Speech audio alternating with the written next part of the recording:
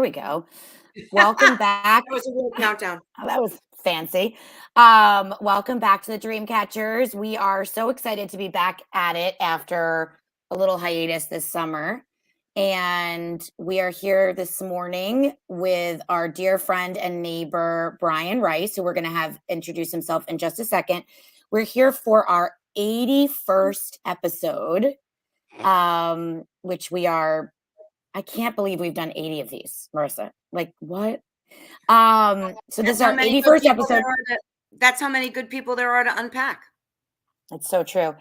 So today we are on season 9, episode 1 with Brian Rice, sponsored by Ellaplan, which is an amazing tech platform that our friend here in town, Amanda, is launching this fall. You definitely need to check it out. If you have or know someone who has a loved one with special needs, what Ellaplan is doing is using artificial intelligence to help you manage their care.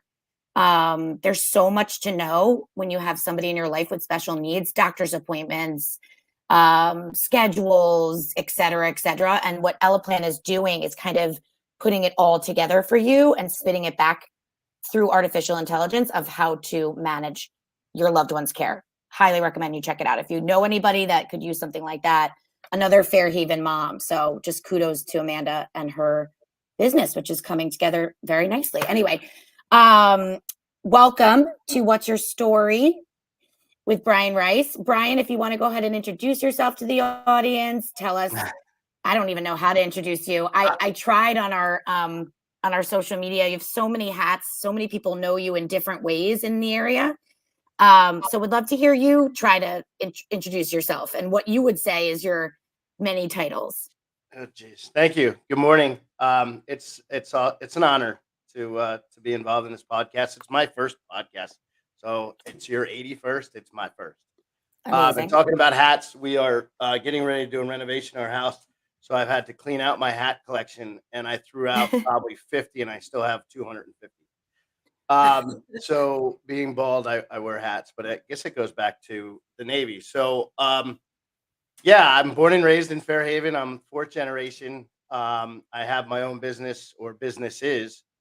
To your point, Jamie, I don't know where to start. So, but I guess I should start with my real business, Rice Wealth Management. We manage money for individuals and small corporations, some local, some as far away as London, and then also across to the West Coast. So it's a business that I was born into, similar to the other things that I do. I've been kind of born into all this. It all goes back to my dad. I got out of the Navy in '89, didn't know what I wanted to do, and started on Wall Street with Merrill as basically a secretary. We're not allowed to use that word anymore, but that's what I was. I sat behind a typewriter. I didn't know how to type. Still don't. But I hunt and peck really, really fast. So that's, that business. And then, of course, we started Jersey Devil Sportfishing, which is a charter boat company that we started in '03 when I became a licensed captain. And that spawned into doing the kids camp, right? My wife was on, her name is Jackie. Hi Jackie. I don't know if she's out there, but she's working. She started working. So anyway, there was a post on Facebook. Does anybody know of a kids fishing, camp or program? We live on the river, and there really wasn't. And so my wife responded and said, "Yeah, my husband is a licensed charter boat captain, born and raised here, blah, blah, blah. I never played ball sports. I was terrible at them.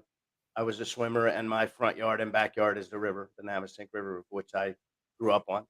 And my parents still live there." So she responded, said, "Yeah, my husband did this thing. It's called Hooked on Fishing, Not on Drugs for the New Jersey DEP, the state." And I did that course. I didn't know what I was going to do with it. And there were like 35 or 36 people that were interested, right? They just hit interested and start following the post. So I got home, not being in education. I didn't know how to start, but I figured I would take pen to paper and put together a curriculum, We started with 12 kids. That was in '07, I think. I don't know. This was our ninth year, so we'll back up from there. But and those kids, some of them are still with me. Obviously, they're in college now, and they actually are still, involved with the camp and running the camp. So it's been a huge thing. Um, I'm all about giving back to the community. Mental health is something that's near and dear to my heart. So I am the board president, the foundation board of Mental Health Association of Monmouth County. So that's part of what I give back. And then I'm also very involved in the environment. I'm the chairman of the environmental commission here in our little town of Fairhaven, as well as the chairman of another committee that I resurrected that's focused around keeping the water clean, Navesink River and stormwater management and stuff like that. So those are the few things that I do. I have When do you eat? When do you eat and sleep? I'm I not have sure. no problems eating. I woke up at 2 and ate something this morning, and then I sleep from 8:30, 9 o'clock until 4:30, 5 o'clock. I get up and I dedicate the early morning hours to looking at my emails and kind of doing the giving back part, mental health association, stuff like that, to try to free up my day during the day so that I don't, get sidetracked. Being ADHD and OCD is dangerous, but it's been good for me getting back to the mental health because I can multitask like nobody's business. Same. Yeah. So people don't understand it. There's no way that I don't know this, but people have said there's no way that a normal person would be able to do what I do. Same. People say that to And me all the Sue time. will attest to it. Sue is my assistant who just came in. She's been with me for 20 years in this business, rice wealth management. So You didn't mention there's one other thing you do that you forgot. Aren't you in charge of the Small Business Alliance too? Yes. oh Small yeah, Business I knew you were going to bring Association. that. So the Sorry. Fairhaven, the Fairhaven Business Association. I'm the vice chair, just because it was an open seat, and I don't, I'm an easy target. But yeah, that's I'm very involved in that. And you guys are new members. Thank you and welcome. You just joined. You just We did. finally You did. joined. You did. We I did. saw We that. wrote it. We Yep. just So joined. We finally embraced being a small business here in Fairhaven. We've been obviously an established business here in Fairhaven for many years, but we weren't necessarily considered ourselves based here until this summer when I actually just recently resigned from my day job to run the Dreamcatchers full time. So now that I'm doing this full time, I felt like, you know what? It's time for us to be part of the business association. I want everyone to know who we are. it is, and I never and I should think more about I guess there's probably dozens, maybe even 100 small businesses in town because people that are work like from working home. from home. Right, Yeah. they work from home, so why not be included in it? And because I guess I know when I worked from home, number one, my wife hated it because I'm loud. And I just walk around the house with my headphones on and talk. But she couldn't wait, even though my office is around the corner from the house, so that I bought this building and we renovated it. But during COVID, she These are couldn't twins. stand it. So, Mhm. but I have a tendency to then never leave the house, right? So if you work from home, you eat at home. Sure, you drive the kids around in circles, which I do that a lot, until October 23rd. Jack gets his license. So it's a big moment. The countdown. Yeah, it is a count. And Jack's totally not me. He's like, "What do you mean a countdown?" He talks like a surfer. And he's really, really smart. He goes to mass. But he's like, I counted down the hours, right, to get my license. I couldn't wait. He's like, "Yeah, okay." So, but I think you get lost at home and you become a recluse, right? If you work from home, you do everything from home, and I can fit into that really quickly. As much as I'm out there and do all these things, I love being at home. Me too. I just love it. And but that can be dangerous too because you don't see anybody. So Mhm. for people to join the business association from the work at home crowd, right? I think it makes total sense. Like I me, agree. I don't benefit a lot from the business association because I'm not a retail shop, right? It's really focused around the sidewalk sales in Fairhaven. Fairhaven Day is a huge thing of mine that I support. My wife's been on the committee since day one. But my business is a different business, right? Like yours, right? So it's like, what are we going to get from it? But it's not about that. It's about supporting the community and the businesses. And unfortunately, Fairhaven's kind of a pass through town where it's not a destination to go shopping. People say, where's your office? I'm like, you drive up and down River Road at all? And they don't just pay attention. It's just like this, Mm. and like it kind of stands out a little bit, It right? It does. does actually. It does. Yeah. So Well, I'd I love mean, to. that's quite an intro. I don't know how you top that, Jamie, other than the fact that I actually feel like you guys might be separated at birth. Every single thing you described, I'm like, I'm loud. I walk around my house with headphones. I have ADHD. I do a million things. Same. It's the OCD ADHD combo that got me that I'll have to Google that later. Yeah. I made that up myself. Okay, because Same. I think there's some people in the Klein family that may or may not fit those bills. Well, I do have cousins, and their last name is Klein, by the way. I don't know if Oh. I ever told you that. No, We you could be- didn't. Maybe Yeah. we're related somewhere Well, else. we don't know anybody, so it could very well be, and then that would make a lot of sense now, wouldn't it? Yeah. Yeah, I mean it's removed because it's my cousin's father from Yeah. the Klein side. My side obviously is race. But you never know, right? It's Never a small know. world, and it'd be worthwhile checking it out. I guess We should. Sounds cool. All right. Um, So now that we got your intro, we like to unpack as part of this episode or this arc of our podcast, your story, how you got to where you are. Obviously, you covered a little bit of that in your intro. So the first thing that we ask is the same question every single episode. Because we like to correlate kind of this answer with what you just told us, which is, what is your earliest memory of what you wanted to be when you grew up?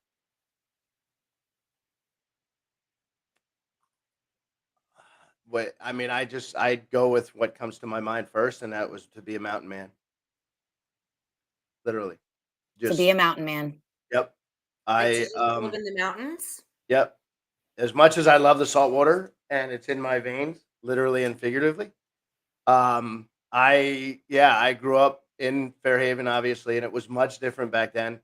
I hunted and trapped, and we would walk down river in Fairhaven Road with animals in the traps, um, guns in the trucks, the whole 9 yards. I looked like, I always forget his name. Bud, is it? No. What's the guy from Breakfast Club with the flannel shirt? Oh yeah. That's who I looked like. I had the long yeah. hair. Yes, I don't have any now. But and that's why I aspired to just be in the mountains and literally just live off the land. And I still think that way, but I live off the land and sea. But I grew up as my childhood. I compare it to a wealthy Huck Finn, right? Because I was always outside. I was always in the river.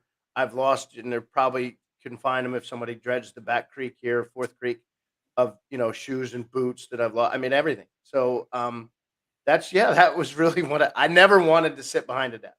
I know that. That's the only thing that really comes to mind. I didn't know what I wanted to do. I went through high school by my looks and charisma, and not even smarts because I was not good in school. I didn't like school. Being and it goes back to the OCD and ADHD. I couldn't read. I would read words, but it didn't mean anything to me. So and then I started working in the dock building business, building docks and bulkheads for a guy who was 10 years old younger than my dad, but they knew each other for years. Cliff Decker, and he was very instrumental in me growing up on the river and harnessing this waterway that we could make money from, right? So I did that through high school, and it was really tough work, brutal work. And my father being an entrepreneur, and wanted to give me what he thought I wanted, which was basically they built a dock building business for me. They had built a barge and had a crane on and everything.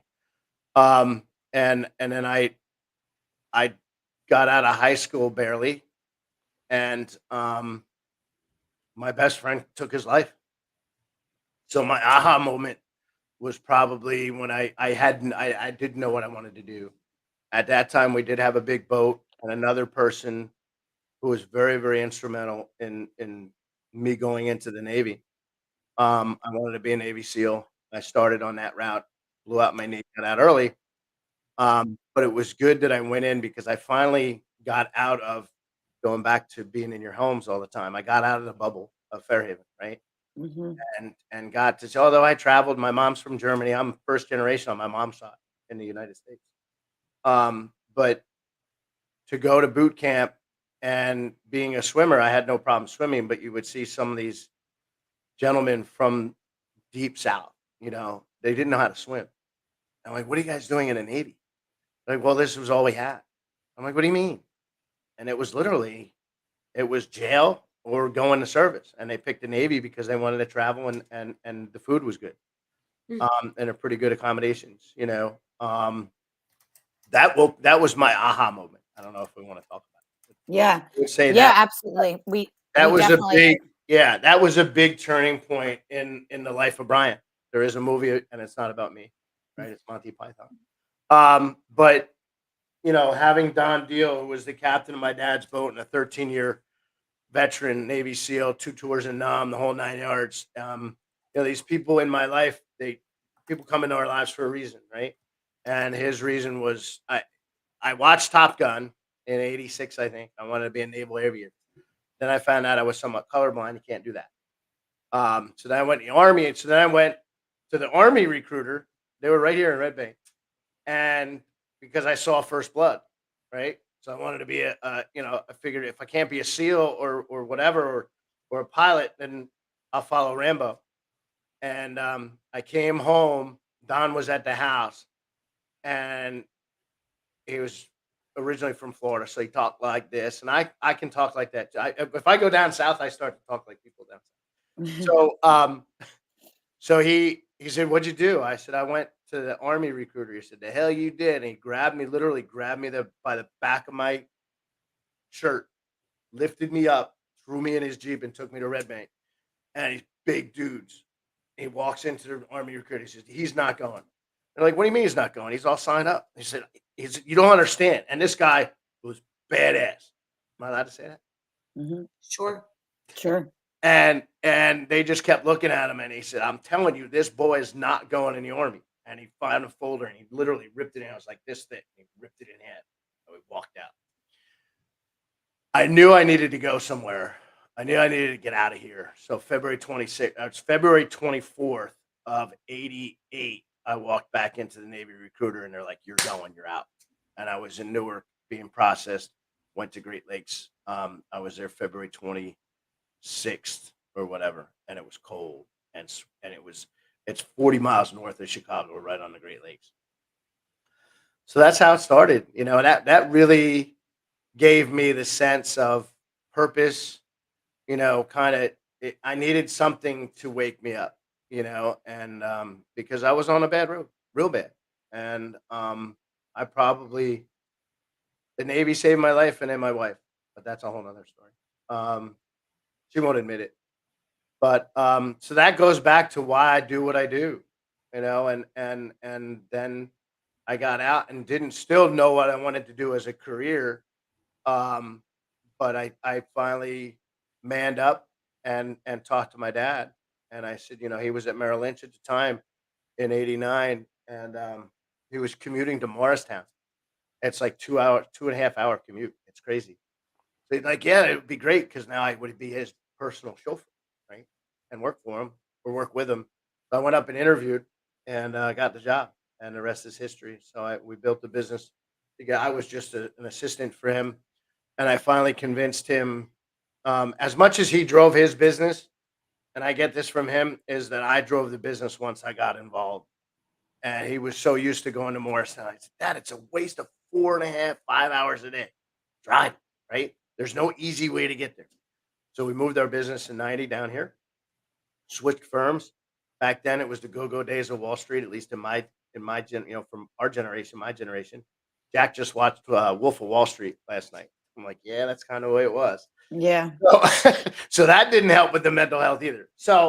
Um, so yeah, we moved our business, and then in '95, I pushed to be independent, and we worked together for 30 something years. And then in 2019, we set up our own registered investment advisory, which is Rice Wealth Management, the way it is today, using the base of business that my father gave to me. He retired. I bought the building, and that's where we are today. But I never thought, because the dock building business was going to be my business, right? Here he is.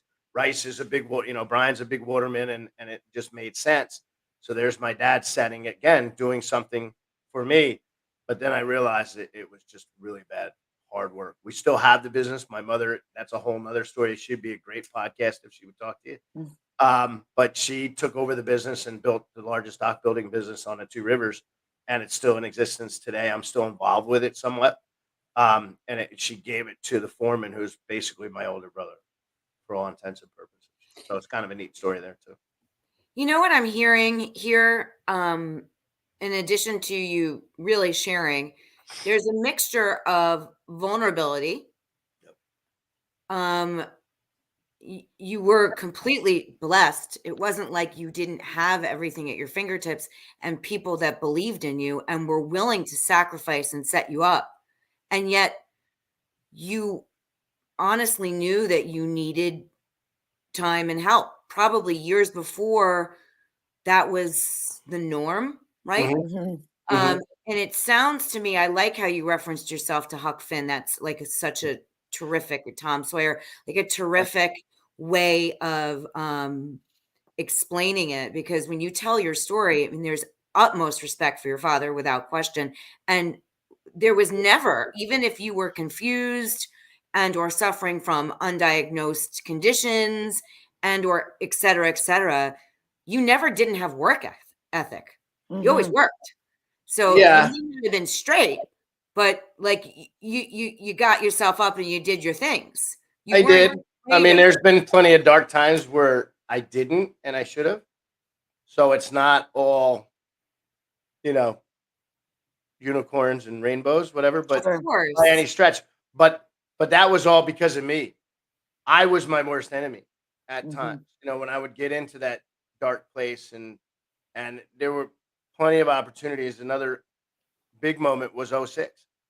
06 was probably the biggest year of my life. Jackie was pregnant with Jack, our first child. My father was going to sell the business out from under me to and I'm friends with the guy today, the Penske family. And I went away. I had to go. I went to a retreat to figure stuff out.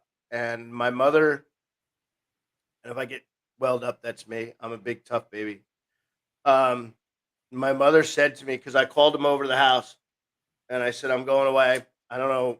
I got to just get out of here. I got to do something. And I needed to tell them I wanted to drive myself, and I wanted to pay for it myself. And Jackie it was actually after Jack was born. He was only like 2 months old. She was leaving, going to her mom's house. I said, no, I'm leaving. And the house is yours and my son's. And whatever happens after this, we'll figure it out. So my mother asked, to your point, Marissa, that she goes, what did I do wrong? We gave you everything. And they did, to my detriment, because it was never enough. And I said, you enabled this. You enabled me to, and I'm not blaming you, Mom. And she almost took my head off. And I said, look, now being a father, right? And realizing it, I was doing the same thing with our daughter, because it's easy to do, right? Daddy's little girl. And I explained, I said, no, there's no manual, right? To be a parent. There's no manual to be an entrepreneur. You just figure it out. And that's what I told her. I said, you were an enabler, because you knew, I was spending money out of the business. And I mean, even as a little kid, right, I would set my watch backwards, right? Oh, my watch stopped working. But it was all those things, and I got away with it. I always got away with it until I had to man up, until, you can fake it till you either make it or you don't. And luckily I did, but it was because my parents believed in me. But and so many other people, right, believe in me. I have a huge responsibility now. I manage a lot of money for people. we can say that it's not everything, but it's, it is everything to them with me, right? I'm not their doctor. I'm not their psychologist, although sometimes I feel like I am the psychologist, but, it's huge. And look at, just family and all the other things they do, So so if it weren't for your mental struggles, you wouldn't be the man that you are today. no, And look, I mean, you said carefully before that your best friend committed suicide. yeah, Mental health is no joke. And in 1988 and 1993 and they, 1995, these sentences weren't even said out loud. no, Mhm. So no. And I there's still commend somewhat of a you. stigma There is still around it. somewhat of a stigma. And, I mean, Jamie and I are extremely committed, on again, off again, loyal to mental health and wellness. It's something that we believe inherently. I mean, career doesn't define you, and it shouldn't. No, But when your career is not accentuating who you are as a human, you do succumb. A lot of people succumb to the darkness, yep, whether it's frustration or depression or just not being able to feel like they're contributing to society. So all of the things that you have ended up doing are pretty remarkable, considering, and giving back to the cause at heart. And then yeah, also working with young kids at the beginning of their journey, that perhaps you catch a few before they fall in. yeah. If we could, I mean, we've had, it's 100. It's about, let's call it 110 kids a year, right? So you do the math. It's 1,000, basically 1,000 kids, that have come through the camp, right? And yeah, if it's 10%, 20% that you know continue on, I mean, you hope it's higher, right? 50%, whatever the number is. But or maybe that one kid was on a bad path, right? And now he looks up to Captain Brian and the team, right? And says, eh, that I've got something else, right? I'm gonna go fishing when I don't feel well. I'm all, down in the dumps. I just go to the pond, go wherever. It doesn't matter. Just get outside and do something, Mhm. right? Just to show the kids that there's an avenue that you can kind of explore, right? And fishing is, for me, it's always an adventure. Going back to being a mountain man, right? That's kind of as adventurous as you can get. I don't want to be an astronaut. So every time we fish, it's another, it's a big thing, right? You're loading up the boat. You think of, you watch, I don't know, Jaws, or which is my favorite movie. Um, but it's always an adventure. You never know what you're gonna, you know, see, right? Whether it's weather or, catching fish or whatever. It's just, and that's, for me, that's what drives me, right? The adventure. Ski. I go out west and ski. My kids are great skiers now, and I always took everything to the extreme, which is my DNA, right? So I can't just go ski, right? I raced and jumped, and I did go to prep school, and it was the same school that my father and my uncle went to, and it was very focused around skiing. Um, so yeah, it's just, I've always taken everything to the next level. I have to say, um, each summer before my son goes to sleepaway camp, he goes for a day with Captain Brian and his team with his best friends. And this year he did it for the third time. It's like literally he looks forward to it all year long. It's one of his favorite things that he does.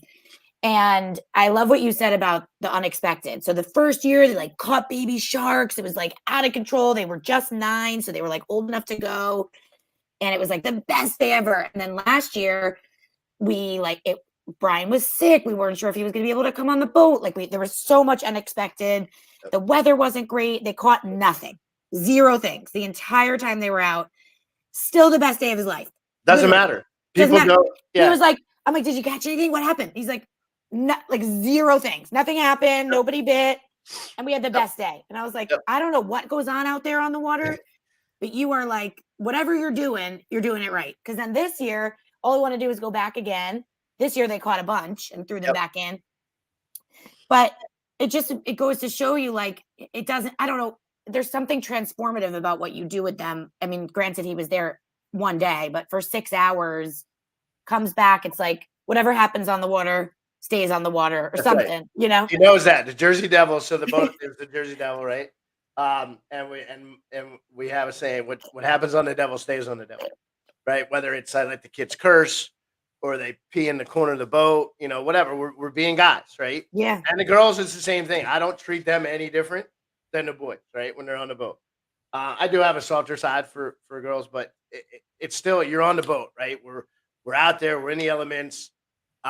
You're doing, just to be on the boat, which is a high performance boat, right? And for me, it's second nature because that's what I do. But for these kids to do 50 miles an hour in a 36-foot boat, right? It's 31, but it's 36 feet overall. It's a big boat. It's just that they'd much rather probably do that than not catch it, right? Than fish and not catch it. So I can read the kids. I see their, they get bored. All right, come on, let's go. We're going to go for a ride, right? Whether we're in the ocean or the river or the bay, it doesn't matter. And they just love to be there. And yeah, it's you're free. You're out in the ocean, right? There's no boundaries. There's no goes on in terms of a kid for infinite, right? It doesn't end, right? You can't see the other side, right? So yeah, we have captured that, and yeah, what happens on the devil stays on the devil, and it's nothing bad. Whatever you're doing, you figured it out. Like you were able to harness what I love that's about why we do the kids without parents, because it totally the dynamics, right? They don't look at me as a parent, and a lot of these kids really look up to me. I have another kid who's 12. I mean, and this gives me a lot of hope because we're quick to say, oh, this next generation or the next two generations they're all sitting behind, they're on their phones, and they are. But I get a few kids every year that want to help. I get texts from them. I got a text the other day, and it's a Fairhaven kid.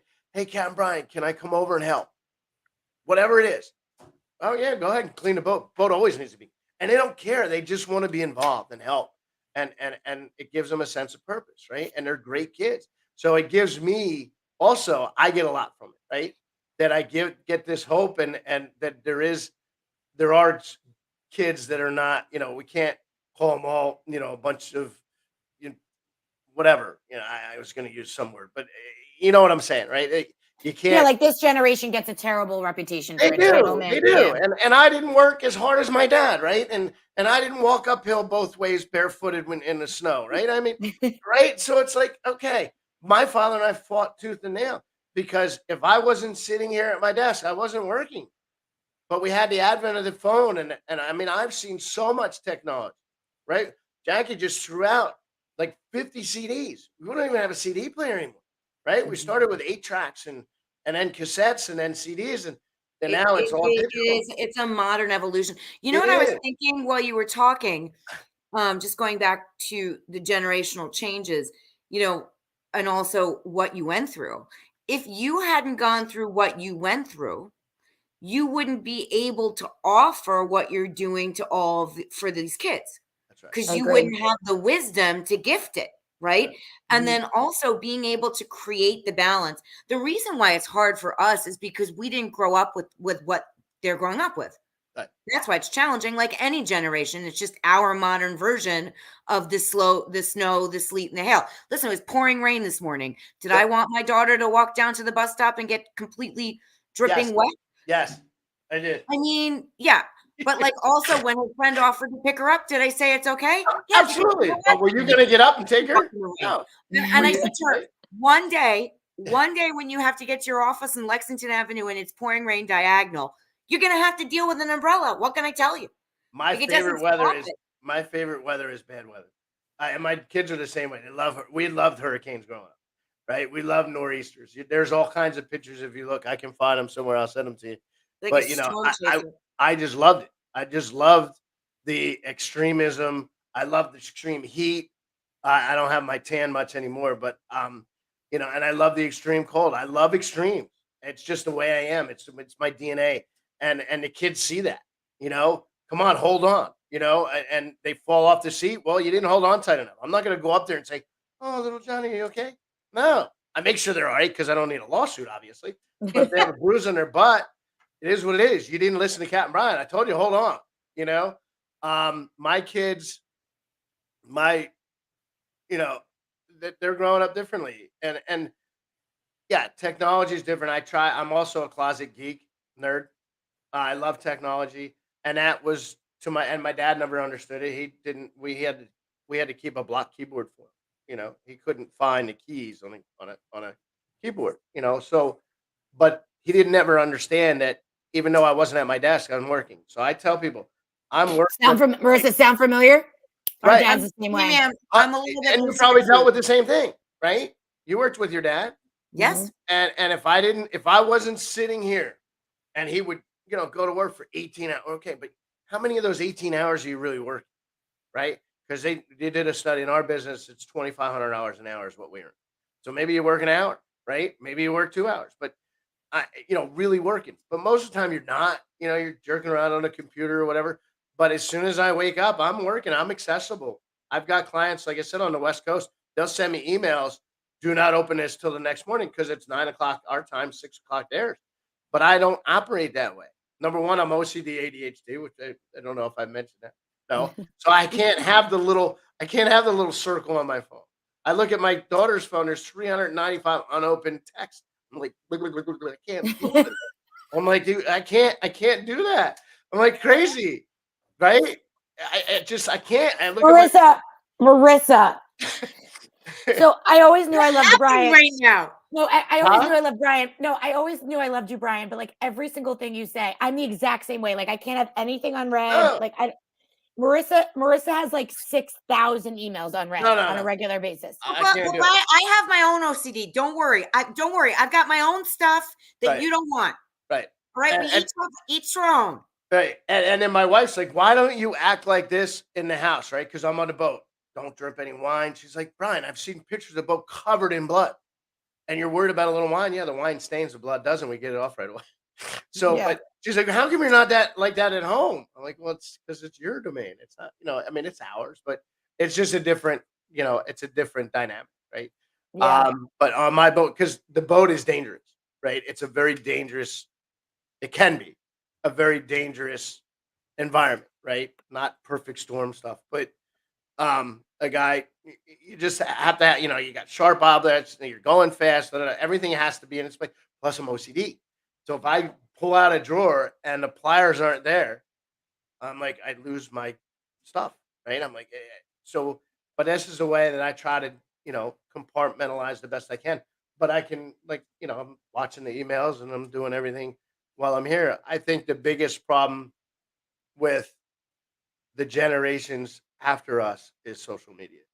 And I Yeah. love social media for this, and there's a very good part of it, but the bad part is really bad. And you can't put the toothpaste back in the tube.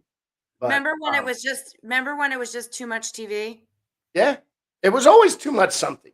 Too much of anything is Well, not that's the good. I thing. don't care what it is. It's We just have to learn how to moderate, yeah. but you can't. My son, he's 16 and he loves gaming, and I hear him in there, "You MFer, shooting." But he understands. I don't have to worry about him grabbing one of my guns and going out in the street. He understands it's a game, and he loves studying war and stuff like that. But he gets so immersed in it, right? And how do you stop that, right? You can't, go to bed. Okay, yeah, Dad, I'm 16. I'll go to bed when I feel like it, right? Kind of thing. And that was me too, but I took it to extreme because what was the worst that could happen, right? So what's the worst thing we can do to our kid? You're grounded. No big deal. They sit in a room in Fairhaven and whatever, right? It doesn't, what do you, and I found that, and it was to my detriment, that at a very young age. My mother, when I would get um, suspended from school, I did, they would send me home. My mother would march me back to school. Now, he's not sitting here in Fairhaven on the Navesink River when he should be at school. I don't care what you people do with him, but he can't just because what? So what? I'm sitting in my room looking at the river, right? And I'll probably sneak out and go play in the river, right? And so it wasn't really so that is a dangerous thing, right? So social Mhm. media, these kids are on there and there's no filter. As much as we think we're keeping an eye on it and your kids are younger than mine, we're not. We don't have it. I mean, we think we do. my wife has a little bit of a more finger on the pulse when it comes to our daughter. But when the stuff hits the fan, my daughter comes to me, you know. Um, but it that I would say that's the toughest thing to deal with today. And I've said it from day one that this thing I would agree. be bad. I agree. Yeah, bad. we agree with that. And there's a lot of good to it. There is. Don't get me wrong. But I think that if it went away, it wouldn't be a bad thing. It's never going away. It's never going away. It's not. No, Um, it's here. You know So- what? You know what's a fun addition to growing up? Snap Map. Snap map. Yeah, you know what that is? I That's know when you can Snapchat. you on Snapchat you can see where Oh, yeah, you every see all the single people. one of your friends are. Yeah, yeah. I And would how never dangerous survive. is that? By the way, I'm just saying none of us would survive. If That's Brian why Rice had Snap Map in he'd be in the 1988, mountain. he'd be in the mountain. He'd be in the river. Like, Just oh, where's find Brian? in the river. Right. Where he's No, river. but we had it. We had it. We were so smart growing up. We all had pickup trucks or Broncos or Blazers. I always, you know me, I still have trucks. That's all I had. But we had CB radios. We were future firemen in Fairhaven, so we had scanners. So we had them both covered. We already had Snapchat. That's We true, knew you where the were. police were. We knew there were police where they were going, right? Because it would be on the scanner. Right. And we could talk to everybody because there were no phones in the 80s. We had CB radios. And we True. would find a party. Yo, there's a party at 200, Hants Road, whatever. Okay. And we'd show up, but it was like 10 of us. Now there's 150 kids at a party within an hour because they all know where they are. And it's dangerous. It's bad. It's crazy. It is. So let's talk about work for a second. Well, here comes Pixie. She's going to want to involve herself here.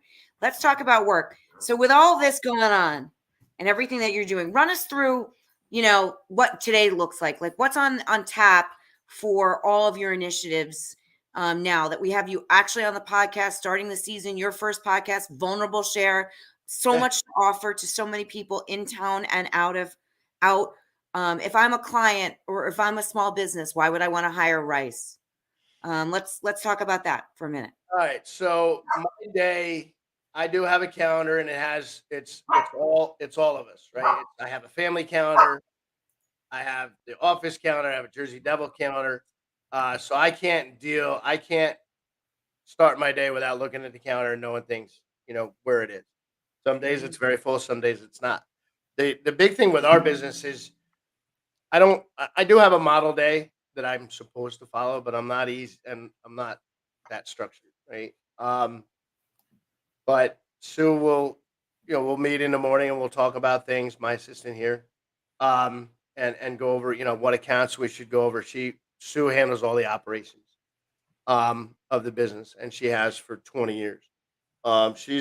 She's my longest non-relative relationship that I have. And, we're family. So we'll go over things and she knows how to handle me and it's not easy, as you can imagine. So, we go over things, we go over the calendar, what clients we need to talk to, what clients accounts we need to review from the asset management side. And then we'll go about our day and it can change. And that's why I like this business is you're not going in and doing the same thing over and over again, right? I couldn't imagine making widgets or something like that. It's just all day long doing the same thing, right? And then the phone will ring and I'll be off on some other track. But or I get a text from a client or email, and so that's our our typical day is just that, just to be here for our clients, make sure the operations are all handled, make sure that we're reviewing the client assets and the accounts, and we follow a very disciplined approach to managing the client assets. So we go through all that. There's all different indicators that we watch with the various markets. And right now it's basically like football, right? And just like yesterday we watched the Giants. You guys Giants fans? Yeah, They're absolutely terrible, but I mean terrible. but they're just terrible. And then my wife, she's a Jets fan, and Jesus. So I think most of the New York teams, right, Sue? Most of the New York teams are terrible, right? Yeah, Baseball both and most everything. are. Yeah, Everybody's I don't. terrible. I follow football a little bit. So, as I said, I was terrible at ball sports, so I got it. But I do enjoy watching a good game. And then, yeah, and then, I'll do a little, you know, talk to clients. I mean, that's our big thing is to be open and available for our clients from service and access to me. I had some clients say, "Oh, you never call." Well, I didn't have anything to talk about. Now I just Mhm. call people and just see how they're doing. I mean, Yeah. just to get a call, from somebody who cares. And what was the other question? Why should you deal with somebody like me or me? Um, no, I do. So I take this business extremely serious. I don't take a lot of parts of my life serious because I can't. Um, but in their terms of this business, it's all I have. It's all I've ever done. I don't really have a resume, although it's pretty impressive to talk to me. But to sit there and put together a resume, this is all I've done, right? This is all I know. This is I know two girls that could probably write your resume in their sleep. that would be Um, cool. That would be cool to just have it, just to look at it. Uh, there, you guys are on top of me. You guys are above me here. So, all right, that would be fun. We'll do that. So, um, yeah, honesty, integrity. We do have a disciplined approach on how do we manage the money. We do it um, we do it in a planning phase, right? We don't just say, okay, you got a $500,000 and we're going to just manage it. So we start with a financial plan. Um, each and every client has one. They're not static, so that changes as your finances change, whether it's somebody in their 30s and 40s saving for a house or, most people it's their retirement, right? That's their biggest mhm. savings is for retirement. We all want to retire. I'll never retire, probably. I don't think I'd be good in retirement. So, No. that's so it stems from the plan, and then we look at the assets, and then we get people's risk tolerances, and they think a lot of people think they have this risk tolerance, and then when we go through the numbers, it doesn't work out that way. Some people are more risky than they think they are. And then the husband and wife, a lot of times, um, one's totally opposite the other, a lot, and that's the psychological part that I bring into being kind of to help out from that standpoint. Um, Yeah. and I think I'm very You easy know, to deal with. In terms of this side of the business, I'm not easy to deal with as a person. well, I think that's actually a good segue into our next question because I could probably come up with what I think your answer is, but I'd love to see what you think. We believe that everybody professionally has a superpower. And when I say that, I mean true in your professional life, whether it's all the hats that you wear, your ability to multitask, obviously that's a superpower that you have. But we really believe in what we work with our clients on when somebody's looking for work or trying to figure out what they want to do. We try to identify what that is and then tap into it when looking for work and figuring out what kinds of jobs use that superpower or need it. So I could probably guess or give you like 5 at this point, but do you Of think that mine, yeah, of yours. But do you think that you have a superpower and what do you think that is? oh, jeez, I would say my passion. Hmm. For a multitude of things, right? And the energy, you know, that when I've always been like this. If it's something that I'm interested in, I'll do it 1,000%, right? If it's something I could, and this is why I didn't excel at school, and I didn't at that point in time. And it's crazy because now I enjoy it. Is I hated history. Why? Because I didn't care what happened. I wanted to know what was going to happen, right? Um, so I would say, yeah, I don't know. You tell me. Well, I was going to say, Yeah, Passion is great. It's yeah. it is. and I was going to say vitality, or I was also going to say experience. Right. Your superpower is experience in addition to passion, because there's not much that you haven't touched, Hmm.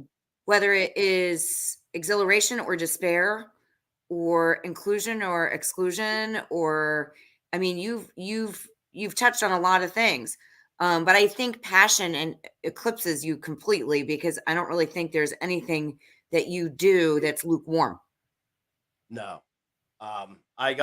When I started, so, I've always been in a boat.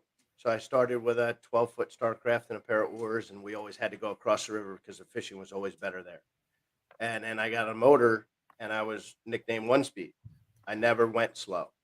Mhm. I don't know slow, right? I've tried many, many times and I look laggy. Did my video get laggy, or is it just me?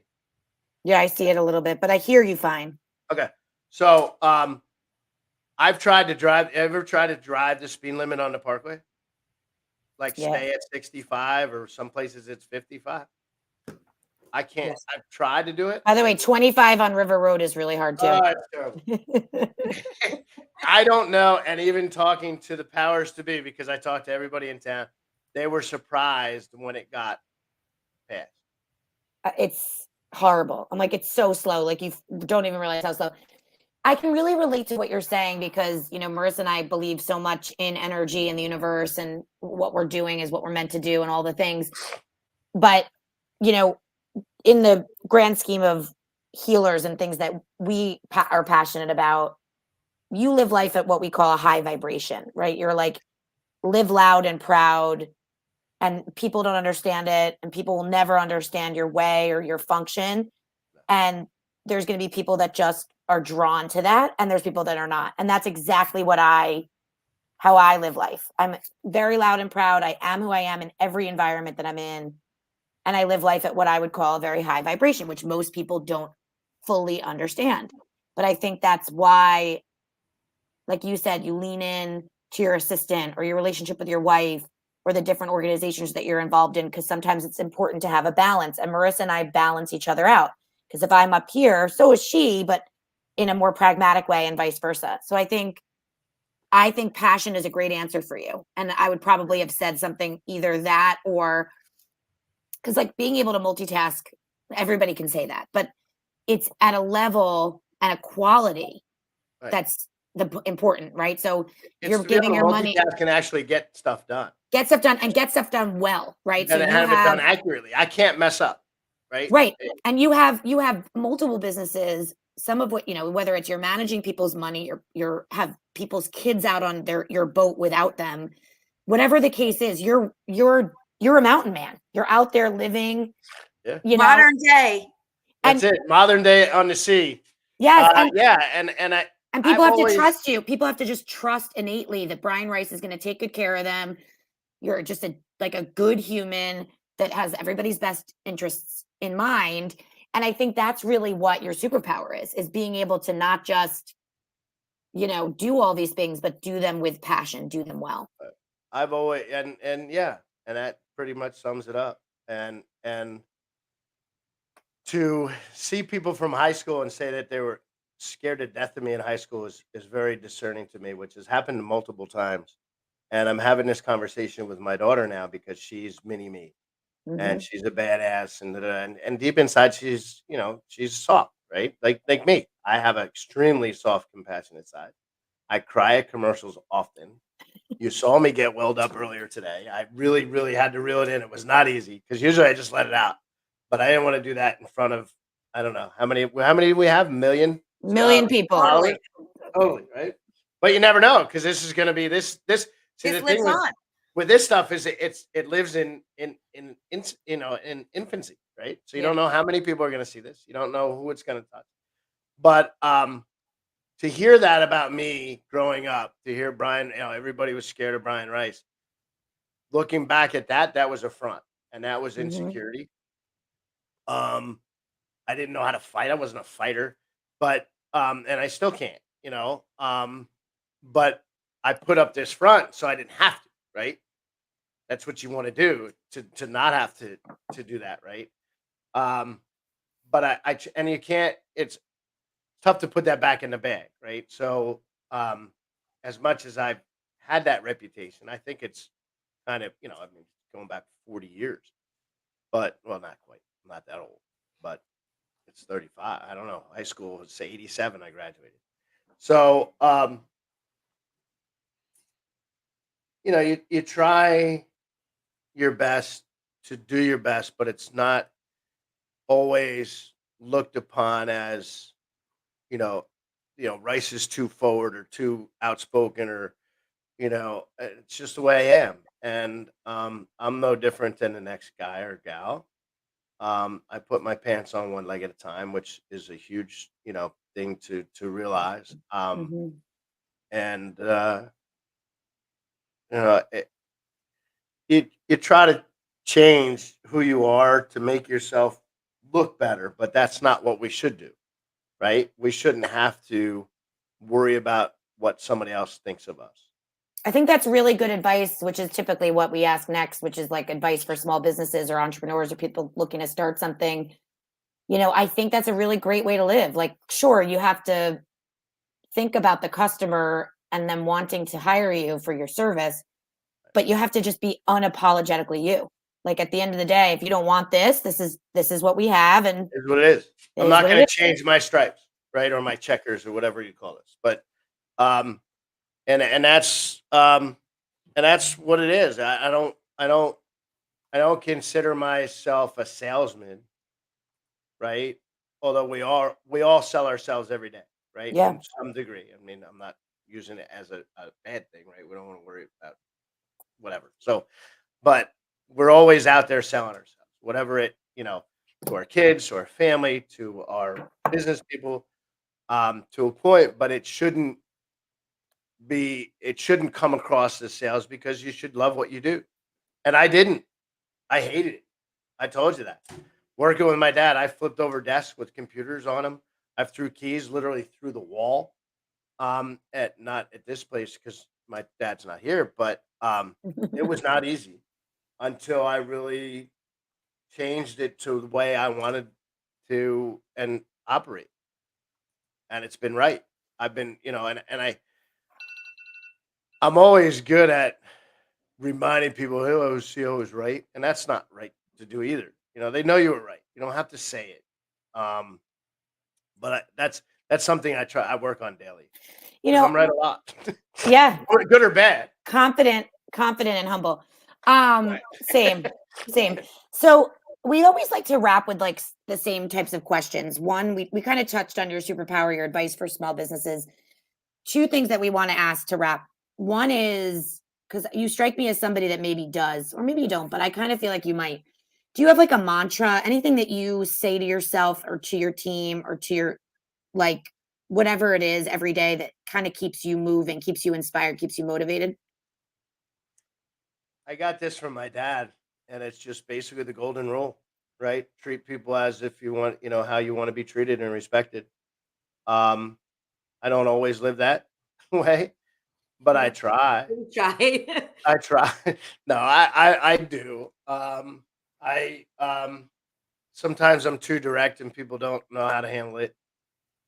But I think that it's, if you just answer to you, right? You don't have to answer to anybody else. If you can be true to you and do you, as Jackie says often, and it's usually in a negative way. You do Because you. I did something stupid. It should be like, I just do you. Yeah, well, okay. Mm. But me being me sometimes is not a good thing, right? If I get into those dark places. I think it's just you just if you can look at yourself in the mirror and be happy with the image that's looking back at you and you think you're doing the right thing day in and day out, and we're not going to all the time. They're gonna have screw ups. Um, you know, um, that's I think the only way to live, right? Be you, man. I And love that. I've always said from an environment because I'm huge in the environment, leave this place better than when we found it, right? And that could encompass anything. It could be business, it could be environment, it could be the kids, it could be all of it. And for me, it's all of it. Just leave this place better than you found. I love it. I love that.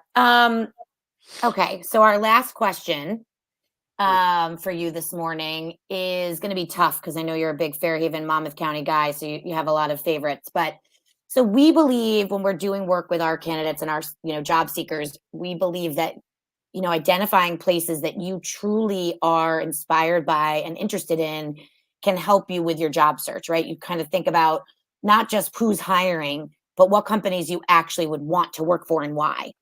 So we call that the dream crush, right? Because we all know what it feels like to have a crush.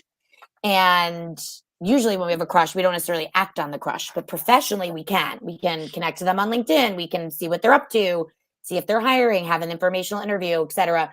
So we like to say the people we decide to have on the podcast are crushes of ours in some way. Like we think what Brian Rice does is so cool. He has a million different businesses. We've got to get him on the podcast, right? That to us is the definition.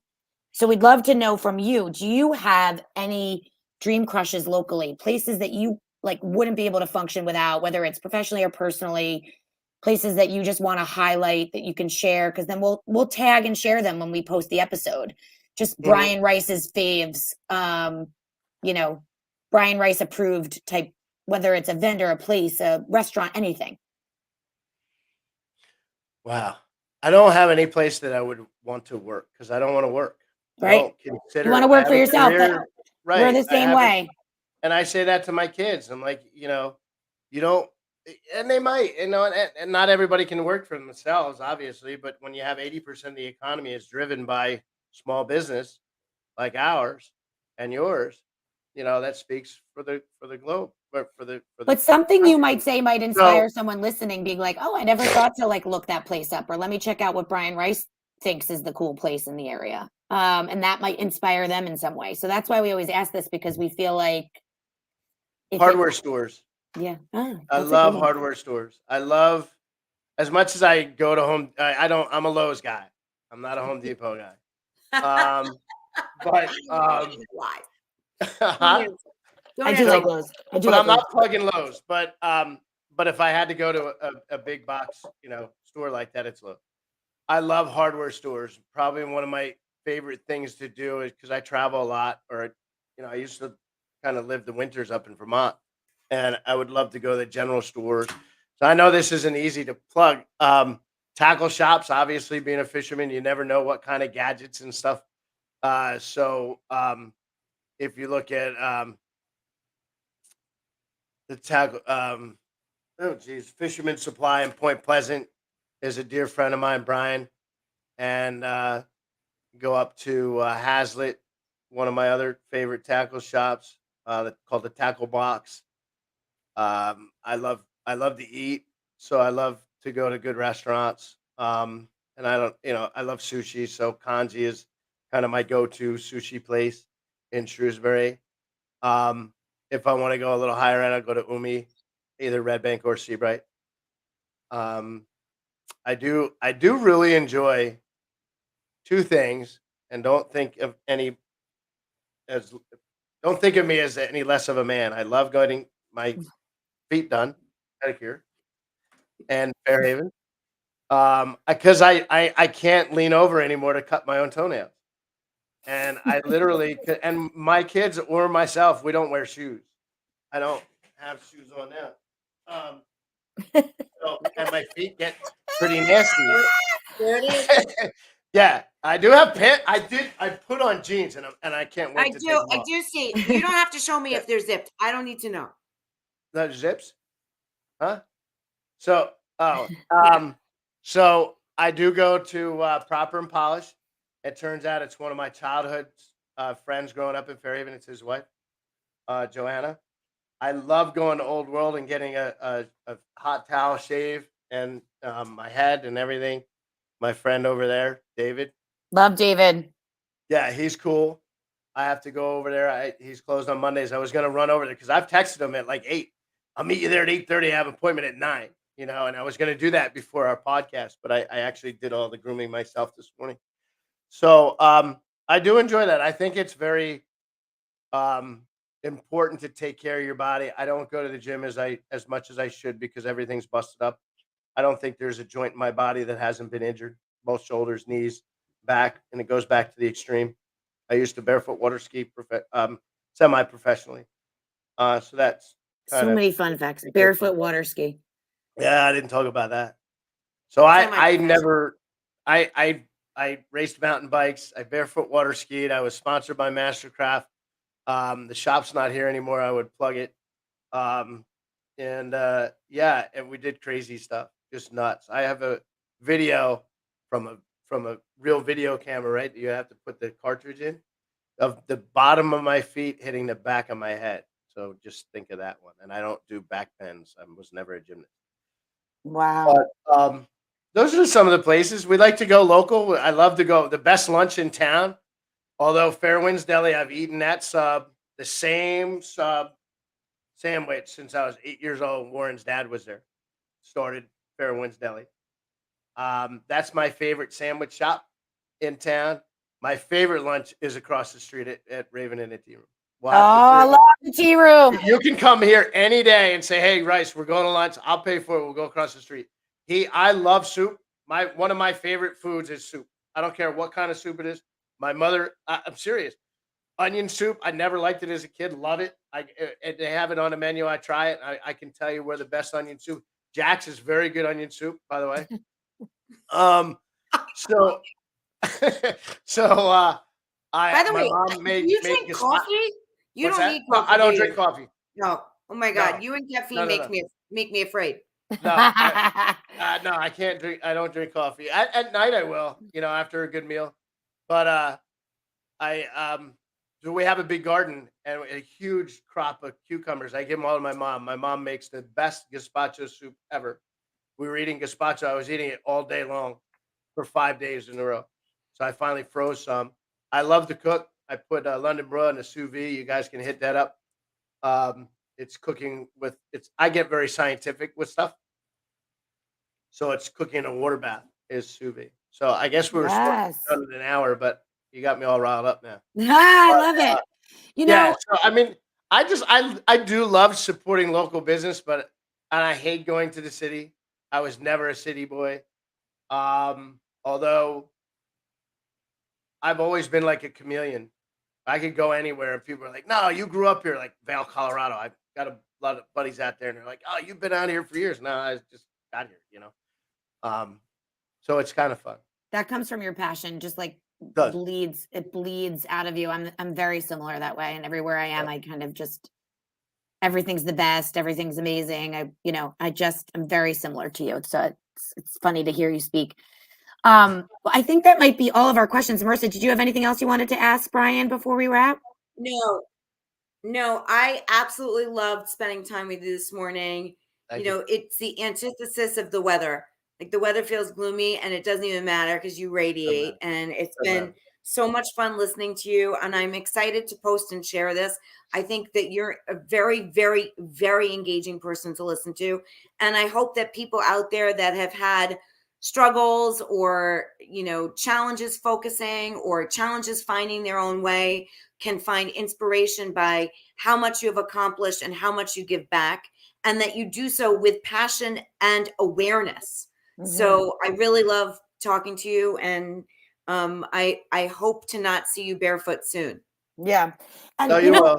And I want to say a couple of things. A better connection to the ground, to the earth. You feel I know you're very grounded. Mountain man. I want to say one thing just to wrap up too is, for anybody out there that's listening, that's local, so often people ask, like, who can take me out on a ride on the Navesink? I just want to go out for a ride. We discovered Brian. We became friends with Brian. Literally, he lives around the corner from me because of that. And he has taken us out for a ride many times. We went as most recently as this summer with our dad.